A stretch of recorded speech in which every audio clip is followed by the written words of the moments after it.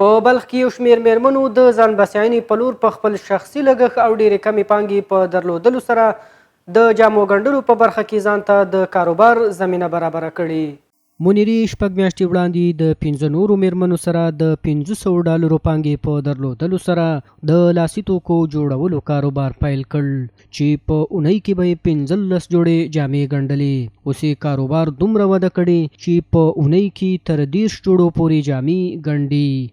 شروع ما با 6 تن از اعضای تیم ما این کارگاه را اندازی کردیم. هر نفر $100 در این کارگاه پس انداز کردیم تا تانستیم این کارگاه را اندازی کنیم. در شروع ما به تعداد در یک هفته به مقدار 20 تا 15 الی 20 جور لباس ما می‌دوختیم، اما بعد از مدت 3 الی 4 ما با مارکت‌های مثل متحد قرارداد بسته کردیم و تا 30 جور لباس محفلی و گند ما در یک هفته می‌دوزیم. نوموړي په بلخ کې د اسلامي امارت مسؤلانو څخه غواړي چې اقتصادي غوړېدا کې له دوی سره مرسته وکړي او لازم فرصتونه ورته برابر کړي. همدارنګه دوی له خلکو څخه وغوښتل چې کورنیو تولیداتو ډیره ګټه واخلي. از مسئولین می‌خوایم که حمایت‌های مالی خود را داشته باشد، چون ما بیشتر بتونیم همه فروشات خود را بیشتر بسازیم و شاگردای بیشتری در اینجا داشته باشیم تا محصولات ما به خارج از کشور سال شود و همچنان مردم بیشتر از محصولات داخلی استفاده کنند تا خارجی.